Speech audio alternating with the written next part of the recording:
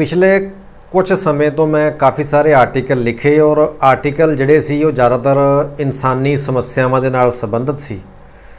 ਸੋ ਉਹਦੇ ਵਿੱਚੋਂ ਕਾफ़ੀ ਸਾਰੇ ਫੋਨ ਮੈਸੇजेस ਤੇ ਕਮੈਂਟਸ ਦੇ ਵਿੱਚ ਵੀ ਕਈਆਂ ਨੇ ਕਿਹਾ ਕਿ ਤੁਹਾਡੇ ਜਿਹੜੇ ਆਰਟੀਕਲ ਅੱਗੇ ਸ਼ੇਅਰ ਨਹੀਂ ਹੁੰਦੇ, ਸੋ ਇਹਨੂੰ ਵੀਡੀਓਜ਼ ਦੇ ਰੂਪ ਦੇ ਵਿੱਚ ਬਣਾਇਆ ਕਰੋ। ਸੋ ਅੱਜ ਵੀ ਜਿਹੜਾ ਆਰਟੀਕਲ ਆਪਾਂ ਨੇ ਡਿਸਕਸ ਕਰਨਾ ਹੈ ਇਹ ਵੀ ਇੱਕ ਸਾਂਝੀ ਸਮੱਸਿਆ ਦੇ ਨਾਲ ਹੀ ਸੰਬੰਧਿਤ ਆ ਔਰ ਇਹ ਸਮੱਸਿਆ ਹਰ ਇੱਕ ਘਰ ਦੇ ਵਿੱਚ ਹੈਗੀ ਆ। शायद ही कोई टावें परिवार बचे होण और वो समस्या ये नहीं हैगा भी कोई भारत दे विच ज़्यादा समस्यावां ने ते बाहरले मुल्कां 'च नहीं हैगियां। दुनिया के जिहड़े मर्जी कोने विच कोई इंसान बैठा आ तां उहदे कोल कोई ना कोई समस्या अपनी हैगी आ ते हर एक बंदा चाहुंदा भी है कि उहदा कोई ना कोई सल्यूशन निकले, क्योंकि उहदा अपना समस्यावां तो खैड़ा छडाउणा चाहुंदे आ। हुण खैड़ा छडाउण लई कोई ना कोई हल तां करना पऊगा ना, कोई रस्ता अख्तियार करना पऊगा। सो जिहड़े रस्ते गुरु ग्रंथ साहिब दे विच दस्से गए आ, जे आपां रस्ते अडॉप्ट कर लैने, बड़े सिंपल ते सौखे रस्ते आ, कुछ भी नहीं करना हुंदा। जे आपां अडॉप्ट कर लैने आ तां इस गल दे विच कोई झूठ नहीं है, 100% गारंटी आ कि जिहड़ियां भी समस्यावां अज असीं फेस कर रहे हैं इस आउण वाले समय दे विच हौली हौली आपे ही दूर हो जाणीਆਂ ने जे असीं इस चीज़ के उपर भरोसा कर लिया तां। सो ਜਿਹੜਾ ਆਰਟੀਕਲ ਆਪਾਂ ਇਹਨੂੰ ਅੱਜ ਸ਼ੁਰੂ ਕਰਦੇ ਹਾਂ। ਕੀ ਕਾਰਨ ਹੈ ਕਿ ਇੱਕ ਬੰਦਾ ਤਾਂ ਕੈਂਸਰ ਵਰਗੀ ਬਿਮਾਰੀ ਤੋਂ ਵੀ ਠੀਕ ਹੋ ਜਾਂਦਾ ਹੈ ਤੇ ਦੂਜਾ ਬੰਦਾ ਨੀਂਦ ਨਾ ਆਉਣ ਨੂੰ ਹੀ ਬਿਮਾਰੀ ਬਣਾ ਕੇ ਸਾਰੀ ਉਮਰ ਦਵਾਈਆਂ ਖਾਈ ਜਾਂਦਾ ਹੈ। ਕੀ ਕਾਰਨ ਹੈ ਕਿ ਦੁਨੀਆ ਦੇ ਜ਼ਿਆਦਾਤਰ ਮਹਾਨ ਲੋਕ ਜਾਂ ਤਾਂ ਬਿਲਕੁਲ ਗਰੀਬ ਸਨ ਜਾਂ ਘੱਟ ਪੜ੍ਹੇ ਲਿਖੇ ਸਨ, ਪਰ ਉਹਨਾਂ ਨੇ ਇਸ ਸੰਸਾਰ ਤੇ ਮਹਾਨ ਕਾਰਨਾਮੇ ਕਰਕੇ ਵਿਖਾਏ। ਸੰਸਾਰ ਦਾ ਮਹਾਨ ਵਿਗਿਆਨੀ ਆਇਨਸਟਾਈਨ ਵੀ कदे खुद नूं अपने परिवार ते शर्मनाक कलंक समझदा सी, पर बाद विच उसने दुनिया नूं अपनियां खोजां दे नाल नवीं सेध दित्ती। पर दूजे बन्ने इस संसार ते गिणती उन्हां लोकां दी ज़्यादा है जो दिन रात अपनी किस्मत नूं, रब नूं, परिवारां नूं जां हालातां नूं ही कोसी जाण दे विच समां बर्बाद करदे अक्सर वेखे जा सकदे ने। हालांकि सोचण वाली गल इह है कि संसार ते ज़्यादातर लोकां नूं माँ बाप अपने वालों वधिया स्कूलों में पढ़न लई भेजते हैं तो अपने वालों हर तरह की सुख सहूलत देंदे ने। इस दे बावजूद भी लोगों दीयां समस्यावां दा सिलसिला नहीं रुकदा तो इहो बीमारी आउण वालियां नस्लों नूं भी चंबड़ जाएगी। अपनी किस्मत जां पिछले जन्मां दे कर्मां नूं कोसण दा सिलसिला अज दा नहीं है, ये तां सदियां पुरानी विरासत है जो साडे पुरखे सानूं दे गए सन ते असीं आउण वालियां नस्लां नूं इस गर्क जाण वाली विरासत दे आरे ला के संसार तो तुर जाना। गुरु ग्रंथ साहिब दा बचन है, फरीदा मैं जानिया दुख मुझकू, दुख सबाया जग, ऊंचे चढ़ के देखिया तां घर घर इहा अग, अते नानक दुखिया सब संसार। ये गवाही है गुरु ग्रंथ साहिब दी जो सानू दस रही है कि यह कावां रौली अज दी नहीं है, सदियां पुरानी है। सदियां तो असी खप ही इन्नी ज़्यादा पाई है कि हुण सिर्फ साडे पल्ले खप ही रह गई है। असी जिंदगी विच कामयाबी, खुशी, नरोई सेहत ते चंगे रिश्ते किद्दां हासिल करने ने, इस गल दी सानू समझ नहीं लग रही। क्योंकि जदों असी अपने अंदर भी झाती मारते हैं तो सिर्फ खप ही सुनाई देंदी है। खप तो भाव है रौला रप्पा, बेचैनी, कुछ ना समझ लगना कि की करिए। दुखी होना, उलझण विच पै जाना, दुबदा विच पए रहना, किसे पासियों चानण दी कोई आस ना लभना, इदां लगना कि जिवें असीं इकल्ले किसे मुसीबत दे विच फस गए हैं ते सारी दुनिया साडी दुश्मन है। जिंदगी पूरी तरह नाल बेसवादी हो चुकी है। भविख दे विच हनेरा ही हनेरा नज़र आउंदा है। मन दे विच बहुत सारियां पवित्र रीझां भी हुंदियां ने, पर उन्हां नूं अंदर ही दब के रखना, क्योंकि उन्हां नूं पूरा करन दा वसीला सानूं नज़र नहीं आ रहा हुंदा। इस तरह के लक्षण हो सकते हैं जिथों समझा जा सकता है कि असीं इस खप दी दलदल दे विच पूरी तरीके नाल फस चुके हैं और ये गल सानूं कबूल लैनी चाहिदी है। जे असीं ठंडे मन दे नाल ये गल नहीं कबूलदे तां सूरज दे चानण वांग साफ है कि असीं सारी उम्र रोंदे ही रहांगे। विच विचाले कदे कदे हस भी लिया करांगे, कदे कदे कोई खुशी साडे घर दा बूहा भी खड़का दिया करेगी। पर यह हादसे दे खुशियां उवें ही होणगे जिवें रेगिस्तान दे विच भटके हुए मुसाफिर नूं बुੱਲ गिले करन जोगा पानी मिल जाता है ਤੇ ਮੁਸਾਫਰ ਇਹੋ ਆਸ ਦੇ ਨਾਲ ਖੱਜਲ ਹੋਈ ਜਾਂਦਾ ਹੈ, ਤੁਰਿਆ ਜਾਂਦਾ ਹੈ ਕਿ ਸ਼ਾਇਦ ਅੱਗੇ ਹਰੇ ਭਰੇ ਜੰਗਲ ਦਿਸ ਪੈਣ ਜਾਂ ਇਨਸਾਨਾਂ ਦੀ ਕੋਈ ਬਸਤੀ ਮਿਲ ਜਾਵੇ। ਪਰ ਇੱਕ ਦਿਨ ਮੁਸਾਫਰ ਰੇਗਿਸਤਾਨ ਦੇ ਸਮੁੰਦਰ ਦੇ ਵਿੱਚ ਹੀ ਡੁੱਬ ਜਾਂਦਾ ਹੈ। ਸਵਾਲ ਇਹ ਹੈ, ਇਸ ਖੱਪਖਾਨੇ ਚੋਂ ਨਿਕਲਣ ਲਈ ਕੀ ਕੀਤਾ ਜਾਵੇ? ਸੱਚੇ ਪਾਤਸ਼ਾਹ ਕਹਿੰਦੇ ਨੇ, ਨਿਰਭਉ ਨਿਰੰਕਾਰ ਨਹੀਂ ਚੀਨਿਆ। ਗੱਲ ਨੂੰ ਧਿਆਨ ਨਾਲ ਸਮਝੋ। ਨਿਰੰਕਾਰ ਨਹੀਂ ਚੀਨਿਆ। ਚੀਨਿਆ ਦਾ ਅਰਥ ਹੁੰਦਾ ਹੈ ਸਮਝਿਆ ਜਾਂ ਸਮਝਣਾ, ਭਾਵ ਨਿਰੰਕਾਰ ਨੂੰ ਨਹੀਂ ਸਮਝਿਆ। ਨਿਰੰਕਾਰ ਉਹ ਹੈ ਜਿਸ ਦਾ ਕੋਈ ਆਕਾਰ ਨਹੀਂ ਹੁੰਦਾ। ਇਸ ਸੰਸਾਰ ਤੇ ਪੈਦਾ ਹੋਣ ਵਾਲੀ ਹਰ ਇੱਕ ਸ਼ੈ ਦਾ ਪੈਦਾ ਹੋਣ ਤੋਂ ਪਹਿਲਾਂ ਕੋਈ ਆਕਾਰ ਨਹੀਂ ਹੁੰਦਾ। ਇਹ ਗੱਲ ਇਨਸਾਨ ਤੇ ਵੀ ਢੁਕਦੀ ਹੈ, ਕਿਉਂਕਿ ਪੈਦਾ ਹੋਣ ਤੋਂ ਪਹਿਲਾਂ ਇਨਸਾਨ ਦਾ ਕਿਹੜਾ ਕੋਈ ਰੂਪ ਹੁੰਦਾ ਹੈ ਜਾਂ ਆਕਾਰ ਹੁੰਦਾ ਹੈ। ਇਸੇ ਤਰ੍ਹਾਂ ਘਰ, ਸੜਕਾਂ, ਪੁਲ, ਉੱਚੀਆਂ ਉੱਚੀਆਂ ਇਮਾਰਤਾਂ, ਕਾਰਾਂ, ਹਰ ਉਹ ਸ਼ੈ ਜੋ ਅਕਾਲ ਪੁਰਖ ਤੋਂ ਬਾਅਦ ਇਨਸਾਨ ਨੇ ਵੀ ਬਣਾਈ ਹੈ, ਬਣਨ ਤੋਂ ਪਹਿਲਾਂ ਉਸ ਦਾ ਕੋਈ ਆਕਾਰ ਨਹੀਂ ਹੁੰਦਾ। ਪਰ ਉਹ ਸ਼ੈ ਜੋ ਹੋਂਦ ਦੇ ਵਿੱਚ ਨਹੀਂ ਹੈ, ਉਹ ਨਿਰਾਕਾਰ ਰੂਪ ਦੇ ਵਿੱਚ, ਭਾਵ ਕਿ ਆਕਾਰ ਰਹਿਤ, ਆਕਾਰ ਤੋਂ ਰਹਿਤ ਸਾਡੇ ਆਲੇ ਦੁਆਲੇ ਇਸ ਬ੍ਰਹਿਮੰਡ ਦੇ ਵਿੱਚ ਕਿਤੇ ਨਾ ਕਿਤੇ ਮੌਜੂਦ ਹੁੰਦੀ ਹੈ। ਪਰ ਇਨਸਾਨੀ ਸਭਿਅਤਾ ਦੀ ਬਦਕਿਸਮਤੀ ਹੈ ਕਿ ਸਾਨੂੰ ਯਕੀਨ ਕਰਵਾ ਦਿੱਤਾ ਗਿਆ ਕਿ ਜਿਹੜੀ ਸ਼ਕਤੀ ਨਜ਼ਰ ਨਹੀਂ ਆਉਂਦੀ ਉਸ ਦਾ ਕੋਈ ਵਜੂਦ ਨਹੀਂ ਹੁੰਦਾ। ਹਾਲਾਂਕਿ ਜਦੋਂ ਆਪਾਂ ਗੁਰੂ ਗ੍ਰੰਥ ਸਾਹਿਬ ਨੂੰ ਪੜ੍ਹਦੇ ਹਾਂ ਤਾਂ ਸਮਝ ਲੱਗਦੀ ਹੈ ਕਿ ਜਿਹੜੀ ਨਿਰਾਕਾਰ ਸ਼ਕਤੀ ਨਜ਼ਰ ਨਹੀਂ ਆਉਂਦੀ ਉਹ ਇਸ ਬ੍ਰਹਿਮੰਡ ਤੇ ਮੌਜੂਦ ਨਜ਼ਰ ਆਉਣ ਵਾਲੀ ਹਰ ਚੀਜ਼ ਤੋਂ ਵੱਧ ਸ਼ਕਤੀਸ਼ਾਲੀ ਹੈ। ਉਦਾਹਰਨ ਦੇ ਤੌਰ ਤੇ ਸਮਝੋ, ਅੰਬ ਦੀ ਗਿਟਕ ਨੂੰ ਦੇਖੋ। ਉਸ ਗਿਟਕ ਵਿੱਚ ਇੱਕ ਬੜਾ ਵੱਡਾ ਦਰਖਤ ਸਮਾਇਆ ਹੋਇਆ ਹੈ, ਪਰ ਉਹ ਨਜ਼ਰ ਨਹੀਂ ਆਉਂਦਾ। ਜੇ ਉਸ ਗਿਟਕ ਨੂੰ ਸਹੀ ਮੌਸਮ ਦੇ ਵਿੱਚ ਉਪਜਾਊ ਜ਼ਮੀਨ ਤੇ ਸਿਰਫ ਸੁੱਟ ਹੀ ਦਿੱਤਾ ਜਾਵੇ, ਬੀਜਿਆ ਨਾ ਜਾਵੇ, ਤਾਂ ਵੀ ਕੁਝ ਦਿਨਾਂ ਦੇ ਵਿੱਚ ਉਸ ਵਿੱਚੋਂ ਦਰਖਤ ਬਣਨ ਦੀ ਸ਼ੁਰੂਆਤ ਹੋ ਜਾਂਦੀ ਹੈ ਤੇ ਅਗਲੇ ਕੁਝ ਮਹੀਨਿਆਂ ਵਿੱਚ ਉਹ ਪੂਰਾ ਦਰਖਤ ਬਣ ਜਾਵੇਗਾ ਅਤੇ ਕਈ ਟਨ ਫਲ ਅਤੇ ਠੰਡੀ ਛਾਂ ਦੇਣ ਦੇ ਕਾਬਿਲ ਹੋ ਜਾਵੇਗਾ। ਪਰ ਗਿਟਕ ਜਾਂ ਗੁਠਲੀ ਨੂੰ ਬੀਜਣ ਤੋਂ ਪਹਿਲਾਂ ਭਾਵੇਂ ਤੁਸੀਂ ਜੇਬ ਵਿੱਚ ਪਾ ਕੇ ਆਸਾਨੀ ਨਾਲ ਘੁੰਮ ਸਕਦੇ ਹੋ, ਪਰ ਜਦੋਂ ਗਿਟਕ ਤੋਂ ਦਰਖਤ ਬਣ ਗਿਆ ਤਾਂ ਤੁਸੀਂ ਇਦਾਂ ਕਰਨ ਦੀ ਸੋਚ ਵੀ ਨਹੀਂ ਸਕਦੇ, ਕਿਉਂਕਿ ਆਪਾਂ ਗਿਟਕ ਚੁੱਕ ਸਕਦੇ ਹਾਂ, ਗੁਠਲੀ ਨੂੰ ਚੱਕ ਸਕਦੇ ਹਾਂ, ਲੇਕਿਨ ਦਰਖਤ ਨੂੰ ਨਹੀਂ ਚੱਕ ਸਕਦੇ। ਸੱਚੇ ਪਾਤਸ਼ਾਹ ਕਹਿੰਦੇ ਨੇ ਕਿ ਜੋ ਬ੍ਰਹਿਮੰਡੇ ਸੋਈ ਪਿੰਡੇ, ਜੋ ਖੋਜੈ ਸੋ ਪਾਵੈ। ਜੋ ਨਿਰੰਕਾਰ ਜਾਂ ਨਿਰਾਕਾਰ ਸ਼ਕਤੀ ਬ੍ਰਹਿਮੰਡ ਦੇ ਵਿੱਚ ਮੌਜੂਦ ਹੈ ਉਹ ਇਨਸਾਨ ਦੇ ਮਨ ਦੇ ਵਿੱਚ ਵੀ ਮੌਜੂਦ ਹੈ। ਗੱਲ ਸਪਸ਼ਟ ਹੈ ਕਿ ਜਿਸ ਨਿਰਾਕਾਰ ਸ਼ਕਤੀ ਨੇ ਸਾਰਾ ਬ੍ਰਹਿਮੰਡ ਰਚਿਆ ਹੈ ਉਹ ਸ਼ਕਤੀ ਇਨਸਾਨੀ ਮਨ ਦੇ ਵਿੱਚ ਵੀ ਮੌਜੂਦ ਹੈ, ਜਿਸ ਦੀ ਸਹਾਇਤਾ ਦੇ ਨਾਲ ਇਨਸਾਨ ਆਪਣੀ ਜ਼ਿੰਦਗੀ ਨੂੰ ਮਨਮਰਜ਼ੀ ਨਾਲ ਨਿਰਾਕਾਰੀ ਸ਼ਕਤੀ ਨੂੰ ਵਰਤ ਕੇ ਸਵਾਰ ਸਕਦਾ ਹੈ। ਸਵਾਲ ਇਹ ਹੈ ਕਿ ਜੇ ਮਨ ਹੀ ਨਿਰਾਕਾਰੀ ਸ਼ਕਤੀ ਦਾ ਰੂਪ ਹੈ ਤਾਂ ਇਸ ਮਨ ਦੇ ਹੁੰਦਿਆਂ ਅਸੀਂ ਦੁਖੀ ਕਿਉਂ ਹੁੰਦੇ ਹਾਂ? ਸੱਚੇ ਪਾਤਸ਼ਾਹ ਨੇ ਕਿਹਾ ਹੈ ਕਿ ਮਨ ਤੂੰ ਜੋਤ ਸਰੂਪ ਹੈ, ਆਪਣਾ ਮੂਲ ਪਛਾਣ। ਗੁਰੂ ਗ੍ਰੰਥ ਸਾਹਿਬ ਵਿੱਚ ਅਨੇਕਾਂ ਵਾਰ ਇਸ ਸਵਾਲ ਦਾ ਜਵਾਬ ਬੜਾ ਹੀ ਸਾਫ਼ ਤੇ ਸਪਸ਼ਟ ਦਿੱਤਾ ਹੋਇਆ ਹੈ, ਪਰ ਦੁੱਖ ਦੀ ਗੱਲ ਹੈ, ਅਫਸੋਸ ਦੀ ਗੱਲ ਹੈ ਕਿ ਜਿਨ੍ਹਾਂ ਨੇ ਸਮਝਾਉਣਾ ਸੀ ਉਹ ਆਪ ਹੀ ਉਲਝੇ ਹੋਏ ਨੇ। ਦੇਖੋ, ਇਨਸਾਨੀ ਮਨ ਨਿਰੰਕਾਰ ਪ੍ਰਭੂ ਦਾ ਦਫ਼ਤਰ ਹੈ। ਸਾਰੀ ਗੁਰਬਾਣੀ ਮਨ ਨੂੰ ਹੀ ਕਿਸੇ ਨਾ ਕਿਸੇ ਤਰੀਕੇ ਨਾਲ ਸੰਬੋਧਨ ਕਰ ਰਹੀ ਹੈ। ਗੱਲ ਤੇ ਗੌਰ ਕਰਿਓ।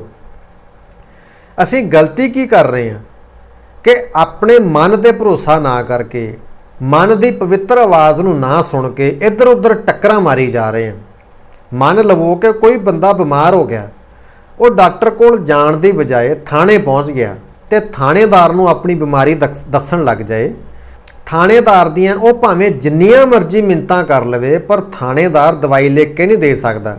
ਇਸੇ ਤਰੀਕੇ ਨਾਲ ਤੁਸੀਂ 100 ਨੰਬਰ ਜਾਂ ਕਿਸੇ ਵੀ ਐਮਰਜੈਂਸੀ ਨੰਬਰ ਦੇ ਉੱਤੇ ਫੋਨ ਕਰਕੇ ਪੀਜੇ ਦੀ ਹੋਮ ਡਿਲੀਵਰੀ ਦੀ ਮੂਰਖਾਨਾ ਆਸ ਨਹੀਂ ਲਾ ਸਕਦੇ ਕਿ ਤੁਸੀਂ 100 ਨੰਬਰ ਤੇ ਜਾਂ ਕਿਸੇ ਐਮਰਜੈਂਸੀ ਨੰਬਰ ਤੇ ਫੋਨ ਕਰਕੇ ਇਹ ਕਹਿ ਦਿਓ ਕਿ ਮੈਨੂੰ ਭੁੱਖ ਲੱਗੀ ਹੈ ਜੀ, ਪੀਜ਼ਾ ਡਿਲੀਵਰ ਕਰ ਦਿਓ। ਇਦਾਂ ਨਹੀਂ ਹੋਣਾ। ਇਨਸਾਨ ਦਾ ਸਭ ਤੋਂ ਵੱਡਾ ਗੁਨਾਹ ਇਹ ਹੈ ਕਿ ਉਹ ਸਹੀ ਕੰਮ ਨੂੰ ਕਰਨ ਦਾ ਤਰੀਕਾ ਹੀ ਗਲਤ ਅਪਣਾ ਰਿਹਾ ਹੈ। ਬੰਦੇ ਨੂੰ ਸਮਝ ਹੀ ਨਹੀਂ ਹੈ ਕਿ ਉਸ ਦੇ ਹਿੱਸੇ ਦੀਆਂ ਖੁਸ਼ੀਆਂ, ਧਨ ਦੌਲਤ, ਚੰਗੀ ਸਿਹਤ, ਸੁੱਖ ਸਹੂਲਤਾਂ, ਚੰਗਾ ਪਰਿਵਾਰ, ਭਾਵ ਕਿ ਹਰ ਉਹ ਖੁਸ਼ੀ ਜਾਂ ਇੱਛਾ ਤੁਸੀਂ ਮਨ ਦੀ ਸਹਾਇਤਾ ਦੇ ਨਾਲ ਹੀ ਪੂਰੀ ਕਰ ਸਕਦੇ ਹੋ। ਹਰ ਬੰਦੇ ਦੇ ਅੰਦਰ ਨਿਰੰਕਾਰ ਸ਼ਕਤੀ ਨੇ ਆਪਣਾ ਦਫ਼ਤਰ ਬਣਾਇਆ ਹੋਇਆ। ਸੱਚੇ ਪਾਤਸ਼ਾਹ ਕਹਿੰਦੇ ਨੇ ਕਿ ਮੱਤ ਵਿੱਚ ਰਤਨ ਜਵਾਹਰ ਮਾਣਕ, ਜੇ ਇੱਕ ਗੁਰ ਕੀ ਸਿੱਖ ਸੁਣੀ। ਹੁਣ ਗੱਲ ਬਿਲਕੁਲ ਸਪਸ਼ਟ ਹੋ ਗਈ। ਔਰ ਜੇ ਤੁਸੀਂ ਸਿੱਖ ਹੋ ਤਾਂ ਤੁਹਾਨੂੰ ਇਸ ਗੱਲ ਤੇ ਯਕੀਨ ਕਰ ਲੈਣਾ ਚਾਹੀਦਾ ਹੈ, ਔਰ ਯਕੀਨ ਵੀ ਅੱਖਾਂ ਬੰਦ ਕਰਕੇ ਕਰ ਲੈਣਾ ਚਾਹੀਦਾ ਹੈ। ਮੈਂ ਗੱਲ ਨੂੰ ਹੋਰ ਉਦਾਹਰਨਾਂ ਦੇ ਕੇ ਸਮਝਾਉਣ ਦੀ ਕੋਸ਼ਿਸ਼ ਕਰਦਾ ਕਿ ਸੱਚੇ ਨਿਰੰਕਾਰ ਤੋਂ ਬਾਅਦ ਇਸ ਸੰਸਾਰ ਤੇ ਜੋ ਕੁਝ ਵੀ ਇਨਸਾਨ ਨੇ ਬਣਾਇਆ ਉਹ ਨਿਰੰਕਾਰੀ ਸ਼ਕਤੀ ਨੂੰ ਹੀ ਵਰਤ ਕੇ ਬਣਾਇਆ। ਇਸ ਲੇਖ ਨੂੰ ਤੁਸੀਂ ਮੋਬਾਈਲ, ਟੀਵੀ ਜਾਂ ਲੈਪਟਾਪ ਤੇ ਪੜ੍ਹ ਜਾਂ ਸੁਣ ਰਹੇ ਹੋਵੋਗੇ, ਪਰ ਇਸ ਸੰਸਾਰ ਤੇ ਮੋਬਾਈਲ ਸਿੱਧਾ ਹੀ ਪੈਦਾ ਨਹੀਂ ਹੋ ਗਿਆ। ਤੁਸੀਂ ਆਪਣੇ ਆਲੇ ਦੁਆਲੇ ਜੋ ਕੁਝ ਵੀ ਦੇਖ ਰਹੇ ਹੋ, ਸੜਕਾਂ, ਪੁਲ, ਉੱਚੀਆਂ ਉੱਚੀਆਂ ਇਮਾਰਤਾਂ, ਹਵਾਈ ਜਹਾਜ਼, ਤੁਹਾਡਾ ਆਪਣਾ ਘਰ, ਹਰ ਉਹ ਸ਼ੈ ਜੋ ਇਨਸਾਨ ਨੇ ਬਣਾਈ ਹੈ, ਉਸ ਨੂੰ ਬਣਾਉਣ ਤੋਂ ਪਹਿਲਾਂ ਉਸ ਦਾ ਨਕਸ਼ਾ ਜਾਂ ਡਿਜ਼ਾਈਨ ਇਨਸਾਨ ਦੇ ਆਪਣੇ ਮਨ ਦੇ ਵਿੱਚ ਬਣਿਆ, ਜਿਸ ਤੋਂ ਬਾਅਦ ਇਨਸਾਨ ਨੇ ਉਸ ਨਕਸ਼ੇ ਨੂੰ ਜਾਂ ਡਿਜ਼ਾਈਨ ਨੂੰ ਕਾਗਜ਼ ਤੇ ਬਣਾਇਆ ਤੇ ਲੰਮੀ ਜਹਿਦ ਤੋਂ ਬਾਅਦ ਉਹ ਚੀਜ਼ ਹੋਂਦ ਦੇ ਵਿੱਚ ਲਿਆਂਦੀ ਗਈ। ਮਤਲਬ ਅਸੀਂ ਕੋਈ ਵੀ ਚੀਜ਼ ਬਣਾਉਂਦੇ ਆ, ਘਰ ਵੀ ਬਣਾਉਣਾ ਹੋਵੇ ਤਾਂ ਅਸੀਂ ਉਸ ਤੋਂ ਪਹਿਲਾਂ, ਘਰ ਬਣਾਉਣ ਤੋਂ ਪਹਿਲਾਂ ਅਸੀਂ ਮਨ ਦੇ ਵਿੱਚ ਸਾਰਾ ਡਿਜ਼ਾਈਨ ਕਰ ਲੈਂਦੇ ਆ ਕਿ ਕਿਵੇਂ ਦਾ ਘਰ ਬਣਾਉਣਾ, ਕਿੰਨੇ ਕਮਰੇ ਰੱਖਣੇ ਆ, ਕਿੱਧਰ ਰਸੋਈ ਬਣਾਉਣੀ ਆ, ਡਰਾਇੰਗ ਰੂਮ ਕਿੱਥੇ ਬਣਾਉਣਾ, ਕਲਰ ਕਿਵੇਂ ਦਾ ਕਰਨਾ, ਪਰਦੇ ਕਿਹੋ ਜਿਹੇ ਲਾਉਣੇ ਆ, ਹਰ ਚੀਜ਼ ਅਸੀਂ ਪਹਿਲਾਂ ਮਨ ਦੇ ਵਿੱਚ ਡਿਜ਼ਾਈਨ ਕਰ ਲੈਂਦੇ ਆ, ਸਲਾਹ ਕਰਦੇ ਆ। ਸੋ ਇਹੀ ਚੀਜ਼ ਸਾਡੀ ਜ਼ਿੰਦਗੀ ਦੇ ਨਾਲ ਵੀ ਵਾਪਰਦੀ ਹੈ। ਸੰਸਾਰ ਦੇ ਮਹਾਨ ਵਿਗਿਆਨੀ ਨਿਕੋਲਾ ਟੈਸਲਾ ਨੇ ਬਿਜਲੀ ਦੀ ਕਾਢ ਕੱਢੀ, ਅਲਟਰਨੇਟਿਵ ਕਰੰਟ ਦੀ ਕਾਢ ਕੱਢੀ। ਇਹ ਬਿਜਲੀ ਵੀ ਤਾਂ ਸਭ ਤੋਂ ਪਹਿਲਾਂ ਉਹਨਾਂ ਨੇ ਆਪਣੇ ਮਨ ਦੇ ਵਿੱਚ ਸਥਾਪਿਤ ਕੀਤੀ ਨਾ, ਜਿਸ ਤੋਂ ਬਾਅਦ ਹੋਂਦ ਦੇ ਵਿੱਚ ਲਿਆਂਦੀ ਗਈ। ਮਨ ਦੇ ਵਿੱਚ ਵਸਿਆ ਹੋਇਆ ਹਰ ਉਹ ਵਿਚਾਰ ਜੋ ਪ੍ਰਗਟ ਨਹੀਂ ਹੋਇਆ ਉਹ ਨਿਰਾਕਾਰ ਹੈ। ਇੱਕ ਨਿੱਕੀ ਜਿਹੀ ਉਦਾਹਰਣ ਹੋਰ ਲਵੋ। ਜੇ ਕਿਸੇ ਵਿਅਕਤੀ ਨੇ ਕਿਸੇ ਕੋਲੋਂ ਪੈਸੇ ਉਧਾਰੇ ਲੈਣੇ ਹੋਣ ਤਾਂ ਮੰਗਣ ਤੋਂ ਪਹਿਲਾਂ ਉਹ ਆਪਣੇ ਦਿਮਾਗ ਜਾਂ ਮਨ ਦੇ ਵਿੱਚ ਸਪਸ਼ਟ ਵਿਚਾਰ ਪੈਦਾ ਕਰਦਾ, ਇੱਕ ਕਹਾਣੀ ਘੜਦਾ ਹੈ। ਇਸ ਨਾਲ ਕੋਈ ਫਰਕ ਨਹੀਂ ਪੈਂਦਾ ਕਿ ਕਹਾਣੀ ਸੱਚੀ ਹੈ ਜਾਂ ਝੂਠੀ। ਫਰਕ ਬਸ ਇਸ ਗੱਲ ਨਾਲ ਪੈਂਦਾ ਹੈ ਕਿ ਕਹਾਣੀ ਕਿਸ ਹੱਦ ਤੱਕ ਸਪਸ਼ਟ ਹੈ। ਜੇ ਕਹਾਣੀ ਸੱਚੀ ਹੈ ਪਰ ਪ੍ਰਭਾਵਸ਼ਾਲੀ ਨਹੀਂ ਹੈ ਤਾਂ ਬੜੀ ਵੱਡੀ ਸੰਭਾਵਨਾ ਹੈ ਕਿ ਵਿਅਕਤੀ ਨੂੰ ਪੈਸੇ ਨਹੀਂ ਮਿਲਣਗੇ। ਪਰ ਜੇ ਝੂਠੀ ਕਹਾਣੀ ਨੂੰ ਪ੍ਰਭਾਵਸ਼ਾਲੀ ਤਰੀਕੇ ਨਾਲ ਬਿਆਨ ਕਰ ਦਿੱਤਾ ਜਾਵੇ ਤਾਂ ਪੈਸੇ ਮਿਲਣ ਦੀ ਸੰਭਾਵਨਾ ਕਈ ਗੁਣਾ ਤੱਕ ਵੱਧ ਜਾਂਦੀ ਹੈ। ਜੇ ਤੁਸੀਂ ਘਰੋਂ ਬਾਜ਼ਾਰ ਤੱਕ ਸਮਾਨ ਖਰੀਦਣ ਵੀ ਜਾਂਦੇ ਹੋ ਤਾਂ ਪਹਿਲਾਂ ਆਪਣੇ ਮਨ ਦੇ ਅੰਦਰ ਨਿਰਾਕਾਰ ਰੂਪ ਦੇ ਵਿੱਚ ਸਪਸ਼ਟ ਵਿਚਾਰ ਪੈਦਾ ਕਰਕੇ ਜਾਂਦੇ ਹੋ ਕਿ ਖਰੀਦਣਾ ਕੀ ਹੈ। ਕਦੇ ਇਸ ਤਰ੍ਹਾਂ ਵੀ ਹੋਇਆ ਕਿ ਤੁਹਾਡੇ ਘਰ ਦੇ ਵਿੱਚ ਖਾਣ ਲਈ ਅਨਾਜ ਦਾ ਇੱਕ ਵੀ ਦਾਣਾ ਨਾ ਹੋਵੇ ਤੇ ਤੁਸੀਂ ਲੱਖਾਂ ਰੁਪਏ ਫਰਨੀਚਰ ਖਰੀਦਣ ਤੇ ਖਰਚ ਦੇਵੋ ਤੇ ਬਾਅਦ ਦੇ ਵਿੱਚ ਭੁੱਖੇ ਸੌਂ ਜਾਓ। ਤੁਹਾਡੀ ਨਿਗਾਹ ਦੇ ਵਿੱਚ ਕਦੇ ਇਦਾਂ ਵੀ ਹੋਇਆ ਕਿ ਕਿਸੇ ਵਿਅਕਤੀ ਨੇ ਦੁਕਾਨ ਤੇ ਜਾ ਕੇ ਸਿਰਫ ਇਦਾਂ ਕਹਿ ਦਿੱਤਾ ਹੋਵੇ ਕਿ ਸਮਾਨ ਪੈਕ ਕਰ ਦਿਓ, ਘਰ ਦਾ ਸਮਾਨ ਪੈਕ ਕਰ ਦਿਓ, ਪਰ ਦੱਸਿਆ ਕੁਝ ਨਾ ਹੋਵੇ ਕਿ ਚਾਹੀਦਾ ਕੀ ਹੈ। ਇਸ ਤਰ੍ਹਾਂ ਦੀਆਂ ਹਾਸੋਹੀਣੀਆਂ ਹਰਕਤਾਂ ਸਿਰਫ ਦਿਮਾਗੀ ਤੌਰ ਤੇ ਪੈਦਲ ਜਾਂ ਨਾ ਸਮਝ ਬੱਚਾ ਹੀ ਕਰ ਸਕਦਾ ਹੈ। ਤੁਸੀਂ ਕਦੇ ਇਦਾਂ ਵੀ ਕੀਤਾ ਹੈ ਕਿ ਕਿਸੇ ਨੂੰ ਚਿੱਠੀ ਲਿਖਣ ਦੀ ਬਜਾਏ, ਭਾਵ ਕਿ ਸਪਸ਼ਟ ਮੈਸੇਜ ਦੇਣ ਦੀ ਬਜਾਏ, ਸਾਰਾ ਜੋ ਗੁਰਮੁਖੀ ਦੇ ਅੱਖਰ ਨੇ ਊੜਾ ਤੋਂ ਲੈ ਕੇ ਰਾੜੇ ਤੱਕ ਉਹ ਲਿਖ ਕੇ ਭੇਜ ਦਿਓ, ਜਾਂ ਅੰਗਰੇਜ਼ੀ ਦੀ ABCD ਲਿਖ ਕੇ ਭੇਜ ਦਿਓ ਤੇ ਇਹ ਭੁਲੇਖਾ ਖੜਾ ਕਰ ਲਵੋ ਕਿ ਅਗਲਾ ਆਪੇ ਸਮਝ ਲਏਗਾ ਕਿ ਤੁਸੀਂ ਕਹਿਣਾ ਕੀ ਚਾਹੁੰਦੇ ਹੋ। ਤੁਸੀਂ ਡਾਕਟਰ ਦੇ ਕੋਲ ਜਾ ਕੇ ਬਿਮਾਰੀ ਦੱਸਣ ਦੀ ਬਜਾਏ ਉਸ ਨੂੰ ਊੜਾ ਐੜਾ ਸੁਣਾਉਣ ਲੱਗ ਜਾਓ ਤੇ ਇਹ ਭਰਮ ਪਾਲ ਕੇ ਬਹਿ ਜਾਓ ਕਿ ਡਾਕਟਰ ਊੜੇ ਐੜੇ ਨੂੰ ਆਪਣੇ ਆਪ ਹੀ ਜਿਹੜੇ ਗੁਰਮੁਖੀ ਦੇ ਅੱਖਰ ਨੇ ਜੋੜ ਕੇ ਤੁਹਾਡੀ ਬਿਮਾਰੀ ਸਮਝ ਲਏਗਾ। ਜੇ ਇਦਾਂ ਕੀਤਾ ਤਾਂ ਇਹ ਜਾਹਲ ਪੁਣੇ ਦੀ ਸਿਖਰ ਤੇ ਚੜ੍ਹਨ ਦੇ ਬਰਾਬਰ ਹੋਵੇਗਾ। ਤੁਸੀਂ ਕੁਝ ਵੀ ਲਿਖਣ ਤੋਂ ਪਹਿਲਾਂ ਉਸ ਨੂੰ ਆਪਣੇ ਮਨ ਦੇ ਵਿੱਚ ਸਪਸ਼ਟ ਕਰਦੇ ਹੋ। ਤੁਹਾਡੇ ਉਹ ਵਿਚਾਰ ਪਹਿਲਾਂ ਨਿਰਾਕਾਰ ਰੂਪ ਦੇ ਵਿੱਚ ਹੁੰਦੇ ਨੇ, ਜਿਸ ਤੋਂ ਬਾਅਦ ਉਹ ਆਕਾਰ ਦਾ ਰੂਪ ਲੈਂਦੇ ਨੇ। ਆਓ ਹੁਣ ਜਾਣਦੇ ਹਾਂ ਕਿ ਨਿਰਾਕਾਰ ਸ਼ਕਤੀ ਸਾਡੀ ਜ਼ਿੰਦਗੀ ਕਿਵੇਂ ਬਦਲ ਸਕਦੀ ਹੈ।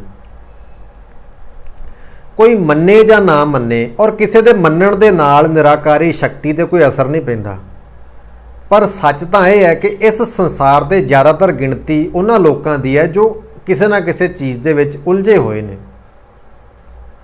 ਗਰੀਬ ਤੋਂ ਲੈ ਕੇ ਅਮੀਰ ਤੱਕ ਤੇ ਅਨਪੜ੍ਹ ਤੋਂ ਲੈ ਕੇ ਪੜ੍ਹੇ ਲਿਖੇ ਤੱਕ ਕਿਸੇ ਨਾ ਕਿਸੇ ਉਲਝਣ ਦਾ ਸ਼ਿਕਾਰ ਹੋਏ ਪਏ ਨੇ। ਨਿਰਾਕਾਰ ਸ਼ਕਤੀ ਦੇ ਨਾਲ ਤੁਸੀਂ ਵਿਨਾਸ਼ ਤੇ ਵਿਕਾਸ ਦੋਵੇਂ ਕਰ ਸਕਦੇ ਹੋ। ਵਿਕਾਸ ਤੇ ਵਿਨਾਸ਼ ਦੋਵੇਂ ਹੀ ਪੂਰਨ ਸੱਚ ਨੇ ਤੇ ਪਵਿੱਤਰ ਨੇ, ਕਿਉਂਕਿ ਦੋਵਾਂ ਦੀ ਹੋਂਦ ਅਕਾਲ ਪੁਰਖ ਤੋਂ ਹੀ ਪੈਦਾ ਹੁੰਦੀ ਹੈ। ਅਸੀਂ ਨਿਰਾਕਾਰੀ ਸ਼ਕਤੀ ਦੇ ਨਾਲ ਆਪਣੀ ਜ਼ਿੰਦਗੀ ਦਾ ਵਿਨਾਸ਼ ਆਪ ਕਰ ਰਹੇ ਹੁੰਦੇ ਹਾਂ। ਉਹ ਕਿਵੇਂ? ਅਸੀਂ ਅਕਸਰ ਹੀ ਦੇਖਦੇ ਹਾਂ ਕਿ ਜਿਵੇਂ ਸਾਡੀ ਆਦਤ ਆ ਕਿ ਸਵੇਰੇ ਉੱਠਦੇ ਸਾਰ ਹੀ ਅਸੀਂ ਕਹਿੰਦੇ ਹਾਂ ਕਿ ਰੱਬਾ ਤੰਦਰੁਸਤੀ ਦੇਈਂ। ਹੁਣ ਸਵਾਲ ਇਹ ਆ ਕਿ ਕੀ ਤੁਸੀਂ ਬਿਮਾਰ ਹੋ ਜੋ ਤੰਦਰੁਸਤੀ ਮੰਗ ਰਹੇ ਹੋ? ਕਿਉਂਕਿ ਰੋਟੀ ਤਾਂ ਬੰਦਾ ਉਦੋਂ ਹੀ ਮੰਗੇਗਾ ਨਾ ਜਦੋਂ ਭੁੱਖ ਲੱਗੀ ਹੋਵੇ। ਇੱਕ ਸੱਚੀ ਗੱਲ ਹੈ, ਅਸੀਂ ਕਿਤੇ ਬੈਠੇ ਸੀ ਕੁਝ ਲੋਕ, ਤਾਂ ਉੱਥੇ ਲੰਮਾ ਸਮਾਂ ਸਿਰਫ ਬਿਮਾਰੀਆਂ ਦੇ ਉੱਪਰ ਹੀ ਵਿਚਾਰ ਚਰਚਾ ਚੱਲ ਰਹੀ ਸੀ। ਆਖਰ ਨੂੰ ਮੈਂ ਅੱਕ ਕੇ ਟੋਕ ਦਿੱਤਾ ਤੇ ਪੁੱਛ ਲਿਆ ਕਿ ਤਕਰੀਬਨ 2 ਘੰਟੇ ਤੋਂ ਵੱਧ ਸਮੇਂ ਤੋਂ ਤੁਸੀਂ ਬਿਮਾਰੀਆਂ ਦੀਆਂ ਗੱਲਾਂ ਕਰ ਰਹੇ ਹੋ ਤੇ ਇਹਦੇ ਵਿੱਚੋਂ ਕੀ ਨਿਕਲੇਗਾ? ਤੁਹਾਨੂੰ ਬਿਮਾਰੀਆਂ ਦੇ ਨਾਲ ਇੰਨਾ ਹੀ ਜ਼ਿਆਦਾ ਮੋਹ ਹੈ। ਮੇਰੇ ਟੋਕਣ ਦੀ ਦੇਰ ਸੀ ਕਿ ਉਹ ਸਾਰੇ ਮੇਰੇ ਮਗਰ ਟੁੱਟ ਕੇ ਇਦਾਂ ਪੈ ਗਏ ਕਿ ਜਿਵੇਂ ਉਹ ਬਿਮਾਰੀਆਂ ਦਾ ਗੱਲ ਨਹੀਂ ਕਰ ਰਹੇ ਹੋਣ, ਬਿਮਾਰੀਆਂ ਦਾ ਸੱਚੇ ਮਨ ਦੇ ਨਾਲ ਜਾਪ ਕਰ ਰਹੇ ਹੋਣ ਤੇ ਖੁਸ਼ ਹੋ ਕੇ ਰੱਬ ਉਹਨਾਂ ਨੂੰ ਦਰਸ਼ਨ ਦੇਣ ਹੀ ਲੱਗਾ ਸੀ ਕਿ ਵਿੱਚ ਨੂੰ ਮੈਂ ਟੋਕਤਾ। ਉਹਨਾਂ ਦੀ 2 ਘੰਟੇ ਦੀ ਤਪੱਸਿਆ ਮੈਂ ਭੰਗ ਕਰਤੀ ਪਲਾਂ ਦੇ ਵਿੱਚ। ਉਹ ਮੈਨੂੰ ਕਹਿਣ ਲੱਗੇ ਕਿ ਹੁਣ ਅਸੀਂ ਗੱਲ ਵੀ ਨਾ ਕਰੀਏ, ਦੁੱਖ ਸੁੱਖ ਫਰੋਲਣਾ ਵੀ ਗੁਨਾਹ ਹੋ ਗਿਆ। ਖੈਰ ਇਹ ਗੁਨਾਹ ਨਹੀਂ ਹੈ ਕਿਉਂਕਿ ਤੁਸੀਂ ਕੋਈ ਗਲਤੀ ਨਹੀਂ ਕੀਤੀ। ਫਰਕ ਸਿਰਫ ਇੰਨਾ ਹੈ ਕਿ ਤੁਸੀਂ ਨਿਰੰਕਾਰ ਪਰਮੇਸ਼ਰ ਦਾ ਉਹ ਰਸਤਾ ਚੁਣ ਲਿਆ ਜਿਸ ਤੇ ਤੁਸੀਂ ਤੁਰਨਾ ਨਹੀਂ ਚਾਹੋਗੇ। ਜੇ ਤੁਹਾਨੂੰ ਅਸਲੀਅਤ ਪਤਾ ਹੋਵੇ ਤਾਂ ਇਹ ਗੁਨਾਹ ਨਹੀਂ ਹੈ, ਨਾ ਸਮਝੀਏ, ਕਿਉਂਕਿ ਤੁਸੀਂ ਨਿਰੰਕਾਰ ਤੋਂ ਉਹ ਕੁਝ ਮੰਗ ਲਿਆ ਜੋ ਤੁਹਾਨੂੰ ਚਾਹੀਦਾ ਹੀ ਨਹੀਂ ਹੈ, ਜੋ ਤੁਹਾਨੂੰ ਚੰਗਾ ਹੀ ਨਹੀਂ ਲੱਗਦਾ। ਸੱਚੇ ਪਾਤਸ਼ਾਹ ਕਹਿੰਦੇ ਨੇ ਕਿ ਅਸੀਂ ਬੋਲ ਵਿਗਾੜੇ ਬੋਲ। ਸਪਸ਼ਟ ਹੈ ਕਿ ਅਸੀਂ ਬੜਬੋਲੇਪਨ ਦੇ ਵਿੱਚ ਉਹ ਕੁਝ ਬੋਲੀ ਜਾ ਰਹੇ ਹਾਂ ਜੋ ਸਾਨੂੰ ਪਸੰਦ ਨਹੀਂ ਹੁੰਦਾ। ਮੈਂ ਇੱਕ ਵਾਰ ਪਹਿਲਾਂ ਵੀ ਲਿਖਿਆ ਸੀ ਕਿ ਤੁਸੀਂ ਕਿਸੇ ਰਿਸ਼ਤੇਦਾਰ ਦੇ ਘਰ ਜਾ ਕੇ ਉਸ ਸਬਜ਼ੀ ਦੀਆਂ ਗੱਲਾਂ ਬੜਾ ਸਵਾਦ ਲੈ ਕੇ ਕਰਦੇ ਹੋਵੋ ਜੋ ਤੁਹਾਨੂੰ ਖਾਣ ਦੇ ਵਿੱਚ ਪਸੰਦ ਨਾ ਹੋਵੇ, ਤਾਂ ਇਸ ਗੱਲ ਦੀ ਬੜੀ ਵੱਡੀ ਸੰਭਾਵਨਾ ਹੈ ਕਿ ਤੁਹਾਡੇ ਰਿਸ਼ਤੇਦਾਰ ਤੁਹਾਡੀ ਸੇਵਾ ਕਰਨ ਦੀ ਖਾਤਰ ਉਹੀ ਸਬਜ਼ੀ ਬਣਾ ਕੇ ਦਿਓਗੇ ਜਿਸ ਦੀਆਂ ਗੱਲਾਂ ਤੁਸੀਂ ਕਰ ਰਹੇ ਸੀ। ਜਦੋਂ ਤੁਹਾਨੂੰ ਖਾਣ ਨੂੰ ਮਿਲ ਗਈ ਫਿਰ ਤੁਸੀਂ ਕਹਿਣਾ ਕਿ ਇਹ ਤਾਂ ਮੈਨੂੰ ਖਾਣ ਨੂੰ ਪਸੰਦ ਨਹੀਂ ਹੈ, ਫਿਰ ਤੁਸੀਂ ਦੁਖੀ ਹੋਵੋਗੇ, ਕਲਪੋਗੇ। ਸਿਆਣਪ ਇਸੇ ਵਿੱਚ ਹੁੰਦੀ ਕਿ ਜਿਹੜੀ ਸਬਜ਼ੀ ਤੁਸੀਂ ਖਾਣੀ ਸੀ ਗੱਲ ਵੀ ਉਸੇ ਸਬਜ਼ੀ ਦੀ ਕੀਤੀ ਜਾਂਦੀ। ਤੁਸੀਂ ਆਪਣੀਆਂ ਕਈਆਂ ਹੋਈਆਂ ਗੱਲਾਂ ਤੋਂ ਮੁੱਕਰ ਨਹੀਂ ਸਕਦੇ ਕਿਉਂਕਿ ਨਿਰੰਕਾਰ ਪਰਮੇਸ਼ਰ ਤੁਹਾਡੇ ਅੰਦਰ ਉਸੇ ਜਗ੍ਹਾ ਤੇ ਮੌਜੂਦ ਹੈ ਜਿੱਥੋਂ ਇੱਛਾਵਾਂ ਪੈਦਾ ਹੁੰਦੀਆਂ ਨੇ। ਭਾਵ ਕਿ ਜਿੱਥੋਂ ਇਨਸਾਨ ਸੋਚਦਾ ਹੈ ਉਹਨੂੰ ਕੀ ਚਾਹੀਦਾ ਹੈ ਕੀ ਨਹੀਂ ਚਾਹੀਦਾ, ਉਸ ਜਗ੍ਹਾ ਦੇ ਉੱਪਰ ਹੀ ਨਿਰੰਕਾਰ ਪ੍ਰਭੂ ਦੀ ਜਿਹੜੀ ਜੋਤ ਹੈ ਉਹ ਜਗ ਰਹੀ ਹੁੰਦੀ ਹੈ। ਗੁਰੂ ਗ੍ਰੰਥ ਸਾਹਿਬ ਦੇ ਵਿੱਚ ਲਿਖਿਆ ਕਿ ਸਭ ਕੁਛ ਸੁਣਦਾ ਵੇਖਦਾ ਕਿ ਉਹ ਮੁੱਕਰ ਪਾਇਆ ਜਾਏ। ਪਾਪੋ ਪਾਪ ਕਮਾਵਦੇ ਪਾਪੇ ਪਚੈ ਪਚਾਏ, ਸੋ ਪ੍ਰਭ ਨਦਰ ਨਾ ਆਵਈ ਮਨਮੁਖ ਬੂਝ ਨਾ ਪਾਏ। ਇਹ ਸੱਚੇ ਪਾਤਸ਼ਾਹ ਦਾ ਅਟਲ ਸੁਨੇਹਾ ਹੈ। ਬਿਮਾਰੀਆਂ, ਦੁੱਖ, ਕਲੇਸ਼, ਨਫ਼ਰਤ, ਜੈਲਸ, ਬਰਬਾਦੀ, ਇਹਨਾਂ ਦੀਆਂ ਗੱਲਾਂ ਕਰਨਾ ਹੀ ਪਾਪ ਹੈ ਜੋ ਅਸੀਂ ਨਿੱਤ ਬੜੇ ਚਾਅ ਦੇ ਨਾਲ ਕਰਦੇ ਹੁੰਦੇ ਹਾਂ ਤੇ ਇਹ ਸਮਝਦੇ ਹਾਂ ਕਿ ਬੋਲਣ ਦੇ ਨਾਲ ਕੀ ਫਰਕ ਪੈਂਦਾ। ਸੱਚੇ ਪਾਤਸ਼ਾਹ ਨੇ ਕਹਿ ਦਿੱਤਾ ਨਾ ਕਿ ਮਨਮੁਖ ਬੂਝ ਨਾ ਪਾਏ, ਕਿਉਂਕਿ ਨਿਰੰਕਾਰ ਪ੍ਰਭੂ ਦਿਸਦਾ ਨਹੀਂ, ਨਜ਼ਰ ਨਹੀਂ ਆਉਂਦਾ, ਪਰ ਸੁਣਦਾ ਤੇ ਦੇਖਦਾ ਸਾਰਾ ਕੁਝ ਹੈ। ਉਹ ਸ਼ਕਤੀ ਸਾਨੂੰ ਹਰ ਸਮੇਂ ਦੇਖ ਰਹੀ ਕਿਉਂਕਿ ਉਹ ਸਾਡੇ ਅੰਦਰ ਹੈ। ਤੇ ਨਿਰੰਕਾਰੀ ਸ਼ਕਤੀ, ਦੂਜੀ ਗੱਲ ਹੋਰ ਹੈ ਕਿ ਨਿਰੰਕਾਰੀ ਸ਼ਕਤੀ ਮਜ਼ਾਕ ਨਹੀਂ ਸਮਝਦੀ। ਜੇ ਤੁਸੀਂ ਜ਼ਿੰਦਗੀ ਤੋਂ ਤੰਗ ਆ ਕੇ ਅੱਕ ਕੇ ਇਹ ਕਹਿ ਦਿੱਤਾ ਕਿ ਮੈਨੂੰ ਟੋਇਆ ਕੱਢ ਕੇ ਦੱਬ ਦੇ, ਤਾਂ ਉਹ ਤੁਹਾਨੂੰ ਮਾਰੇਗਾ ਨਹੀਂ। ਗੱਲ ਨੂੰ ਸਮਝੋ। ਜੇ ਤੁਸੀਂ ਇੰਨੀ ਗੱਲ ਕਹਿਤੀ ਨਾ ਤੰਗ ਹੋ ਕੇ ਕਿ ਮੈਨੂੰ ਟੋਇਆ ਕੱਢ ਕੇ ਦੱਬ ਦੇ, ਤਾਂ ਉਹ ਸ਼ਕਤੀ ਤੁਹਾਨੂੰ ਮਾਰੇਗੀ ਨਹੀਂ, ਦੱਬ ਦੇਵੇਗੀ। ਫਿਰ ਤੁਸੀਂ ਇੱਕ ਘੁਟਨ ਭਰੀ ਜ਼ਿੰਦਗੀ ਬਤੀਤ ਕਰੋਗੇ ਤੇ ਇਹ ਗੱਲ ਇਦਾਂ ਦੀ ਹੋਵੇਗੀ ਕਿ ਤੁਸੀਂ ਆਪਣੇ ਮੂੰਹ ਤੋਂ ਇਸ ਧਰਤੀ ਤੇ ਨਰਕ ਦਾ ਵਰਦਾਨ ਖੁਦ ਮੰਗ ਕੇ ਲੈ ਲਿਆ। ਸੱਚੇ ਪਾਤਸ਼ਾਹ ਨੇ ਸਪਸ਼ਟ ਕੀਤਾ ਹੋਇਆ, ਸਪਸ਼ਟ ਕਿਹਾ ਹੋਇਆ ਹੈ ਕਿ ਏਕਾ ਸੁਰਤ ਜੇਤੇ ਹੈ ਜੀ, ਸੁਰਤ ਵੀ ਹੋਣਾ ਕੋਈ ਨਾ ਕੀ, ਜਿਹੀ ਸੁਰਤ ਤੇਹਾ ਤਿਨ ਰਾਹ, ਲੇਖਾ ਇੱਕੋ ਆਵੋ ਜਾ। ਭਾਵ ਸੁਰਤ ਜਾਂ ਸੋਝੀ ਸਾਰਿਆਂ ਕੋਲ ਮੌਜੂਦ ਹੁੰਦੀ ਹੈ। ਇਨਸਾਨ ਸੋਝੀ ਨੂੰ ਜਿੱਧਰ ਲੈ ਕੇ ਜਾਂਦਾ ਹੈ ਉਹੋ ਜਿਹਾ ਰਸਤਾ ਉਸ ਨੂੰ ਮਿਲ ਜਾਂਦਾ ਹੈ। ਉਦਾਹਰਨ ਦੇ ਤੌਰ ਤੇ ਹੁਣ ਆਪਣੇ ਸਾਰੇ ਘਰਾਂ ਦੇ ਵਿੱਚ ਬਿਜਲੀ ਹੁੰਦੀ ਹੈ।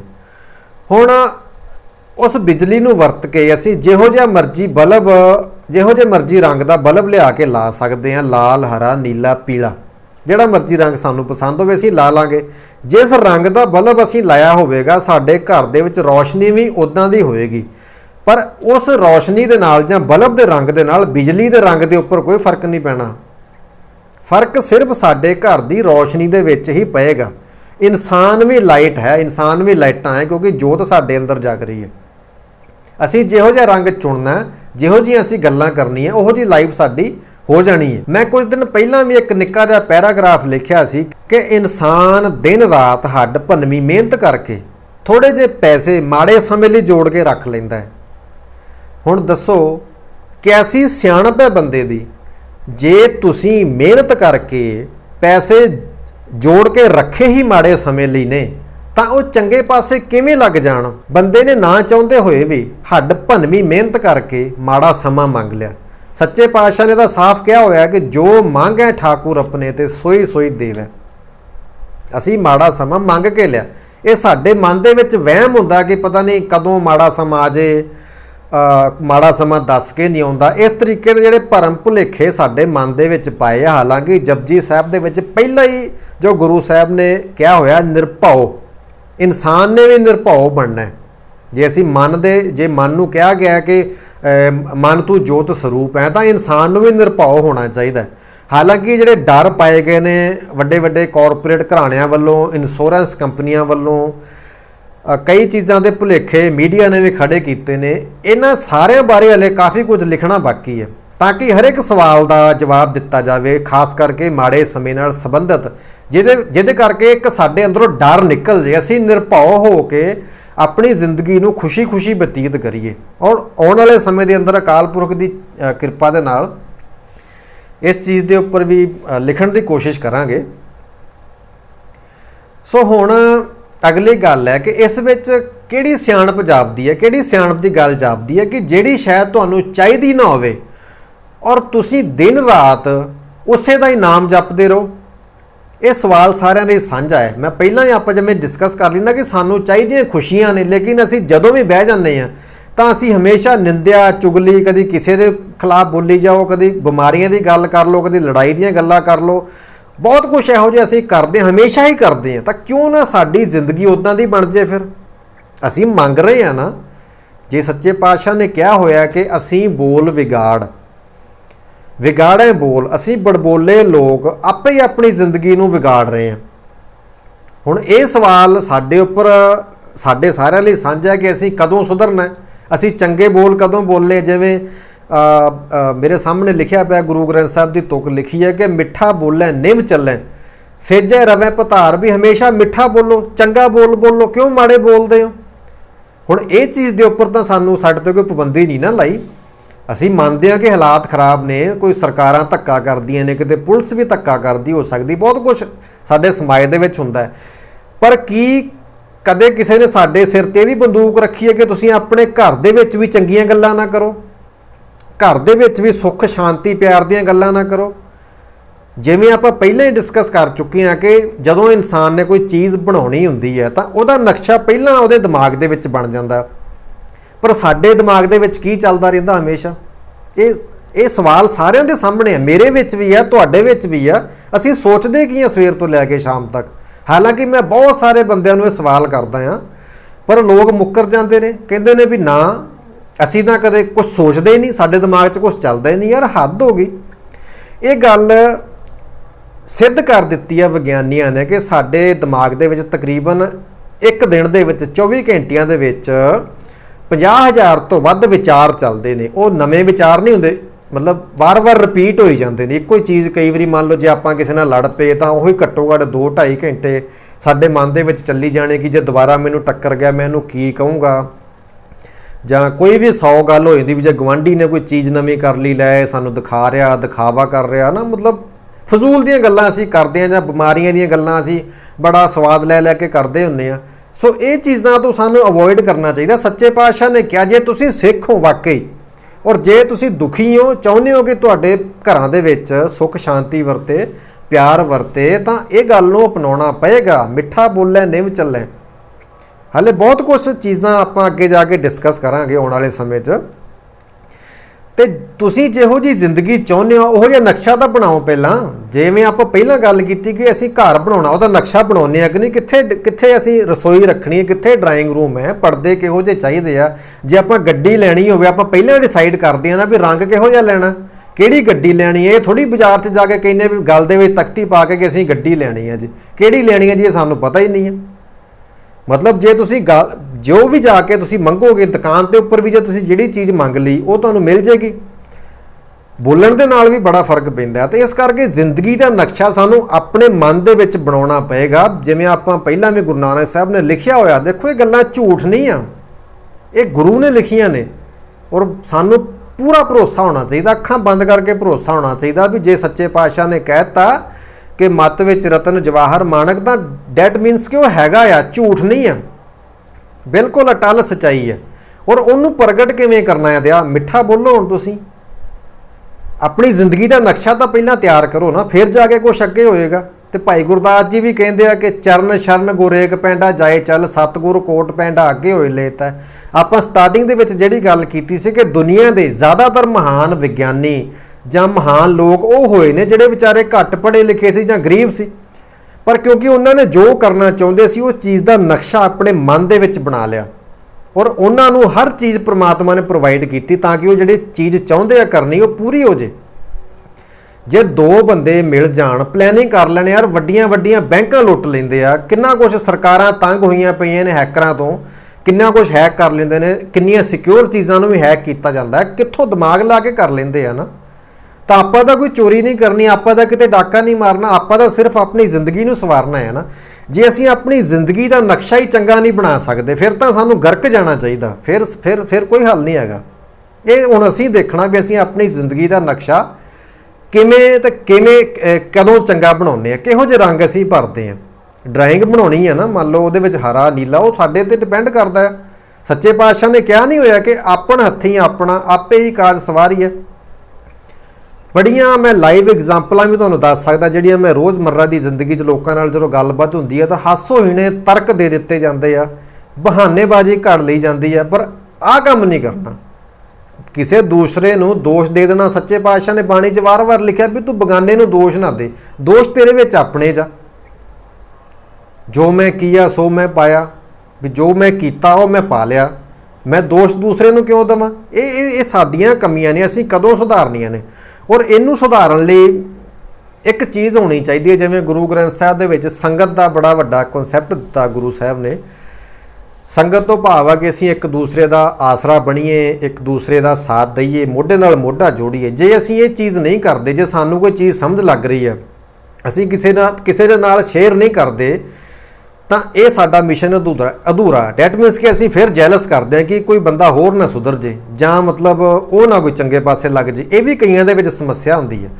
ਸੋ ਜੇ ਕੋਈ ਚੰਗੀਆਂ ਚੀਜ਼ਾਂ ਤੁਹਾਨੂੰ ਸਮਝ ਲੱਗ ਰਹੀਆਂ ਨੇ ਤਾਂ ਇਹ ਵੀ ਲੋਕਾਂ ਦੇ ਨਾਲ ਸ਼ੇਅਰ ਕਰੋ।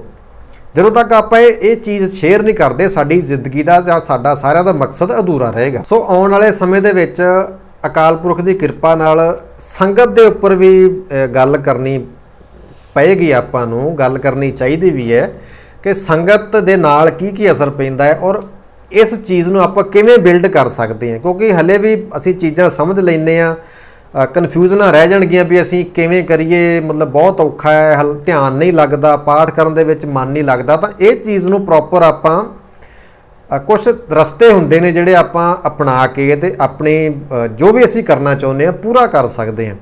ਸੋ ਜੇ ਕੋਈ ਮੇਰੇ ਵੱਲੋਂ ਵੱਧ ਘੱਟ ਬੋਲਿਆ ਗਿਆ ਹੋਵੇ ਤਾਂ ਮੈਂ ਉਹਦੀ ਮਾਫੀ ਚਾਹੁੰਦਾ। ਬਾਕੀ ਤੁਹਾਨੂੰ ਵਿਚਾਰ ਕਿਵੇਂ ਲੱਗੇ ਤੁਸੀਂ ਕਮੈਂਟ ਕਰਕੇ ਦੱਸੋ। ਜੇ ਚੰਗੀ ਲੱਗੀ ਆ ਤਾਂ ਇਹ ਚੀਜ਼ ਨੂੰ ਸ਼ੇਅਰ ਕਰੋ, ਸ਼ਾਇਦ ਕਿਸੇ ਦਾ ਭਲਾ ਹੋ ਜੇ। ਪਿਛਲੇ ਲੰਮੇ ਸਮੇਂ ਤੋਂ ਬ੍ਰੇਨ ਔਨ ਟੀਵੀ ਤੇ ਇਸ਼ਤਿਹਾਰ ਦੇਣ ਲਈ ਕਈ ਜੋਤਿਸ਼ਾਂ, ਤਾਂਤਰਿਕਾਂ ਤੇ ਪੀਰਾਂ ਦੇ ਫੋਨ ਆ ਰਹੇ ਨੇ, ਪਰ ਹਰੇਕ ਵਾਰੀ brain on TV the team ਵੱਲੋਂ ਬੜੇ ਹੀ ਪਿਆਰ ਅਤੇ ਸਤਿਕਾਰ ਨਾਲ ਮਸ਼ਹੂਰੀ ਕਰਨ ਤੋਂ ਇਨਕਾਰ ਕਰ ਦਿੱਤਾ ਜਾਂਦਾ ਹੈ। ਇਸ ਦੇ ਬਾਵਜੂਦ ਵੀ ਕੁਝ ਲੋਕ ਜ਼ੋਰ ਪਾਉਂਦੇ ਨੇ ਕਿ ਸਾਡੀ ਮਸ਼ਹੂਰੀ ਕਰੋ, ਜਿਸ ਦੇ ਸਦਕਾ brain on TV the team ਵੱਲੋਂ ਇਹ ਫੈਸਲਾ ਲਿਆ ਗਿਆ ਹੈ ਕਿ ਜਿਹੜਾ ਵੀ ਕੋਈ ਜੋਤਸ਼ੀ, ਤਾਂਤਰਿਕ ਜਾਂ ਪੀਰ ਜੇਕਰ ਗੈਰ ਕੁਦਰਤੀ ਤਰੀਕੇ ਨਾਲ ਪੰਜਾਬ ਦੇ ਲੁੱਟੇ ਜਾ ਰਹੇ ਪਾਣੀ ਨੂੰ ਬਚਾ ਲਵੇ ਜਾਂ ਪੰਜਾਬ ਵਿੱਚੋਂ ਨਸ਼ਾ ਖਤਮ ਕਰਵਾਉਣ ਵਿੱਚ ਕਾਰਗਰ ਸਾਬਤ ਹੋਵੇਗਾ ਤਾਂ ਬ੍ਰੇਨ ਔਨ ਟੀਵੀ ਵੱਲੋਂ ਉਸ ਮਹਾਨ ਵਿਅਕਤੀ ਤੇ ਅਸਲੀ ਜੋਤਸ਼ੀ, ਤਾਂਤਰਿਕ ਜਾਂ ਪੀਰ ਦੀ ਮਸ਼ਹੂਰੀ ਸਦਾ ਵਾਸਤੇ ਮੁਫਤ 'ਚ ਕੀਤੀ ਜਾਵੇਗੀ ਤੇ ਅਲੱਗ ਤੋਂ ਮੂੰਹ ਮੰਗੀ ਫੀਸ ਵੀ ਦਿੱਤੀ ਜਾਵੇਗੀ। ਧੰਨਵਾਦ।